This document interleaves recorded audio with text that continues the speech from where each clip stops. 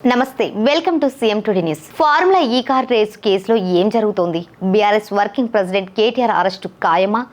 ACP విచారణలో ఏం తేలింది? ఏసీపీ అధికారులు సంధించిన ప్రశ్నలేంటి?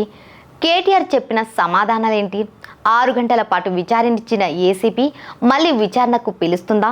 ట్విస్టులు, జులక్లు, టెన్షన్లు ఫార్ములా ఈ కార్ రేసు కేసులో కనిపిస్తున్నవి ఇవే. సంబంధం లేని కేసు అని కేటీఆర్, అంతా కేటీఆర్ చేశారని ఏసీబీ. ఈ కేసులో కనిపిస్తున్న మలుపులు అన్నీ ఇన్ని కావు. ఇలాంటి పరిణామాల మధ్య కేటీఆర్ను ఏసీబీ అధికారులు 6 గంటల పాటు విచారించారు. పిటిషన్ల కొట్టివేత, విచారణల పిలుపుతో formula E car race case వ్యవహారం రోజుకో మలుపు తిరుగుతోంది. ఈ కేసులో మొత్తం మాజీ మంత్రి BRS working president KTR corner అవుతూ ఉన్నారు. బీఆర్ఎస్ ప్రభుత్వ హయాంలో జరిగిన ఈ ఫార్ములా ఈ కార్ రేస్ వ్యవహారంలో అప్పటి మున్సిపల్ శాఖ మంత్రి కేటీఆర్ అవకతవకలకు పాల్పడ్డారని అధికార కాంగ్రెస్ ఆరోపిస్తోంది. అందుకు అనుకూలంగా కేటీఆర్ పై ఏసీపీ సహా ఈడీ కేసులను నమోదు చేసింది. ఏసీపీ నమోదు చేసిన ఎఫ్ఐఆర్ను కొట్టేయాలని కేటీఆర్ హైకోర్టును ఆశ్రయించిన ఫలితం దక్కలేదు. అటు దేశ అత్యున్నత న్యాయస్థానం సుప్రీంకోర్టుకు వెళ్లిన కేటీఆర్కు రిలీఫ్ లభించలేదట. ఈ కార్ రేస్ కేసులో కేటీఆర్ విచారణ ఎదుర్కోవాల్సిందేనని హైకోర్టు తేల్చి చెప్పిన నేపథ్యంలో ఏసీపీ విచారణ ప్రారంభించింది. కేటీఆర్ తన అడ్వకేట్తో సహా ఏసీపీ విచారణకు హాజరయ్యారు.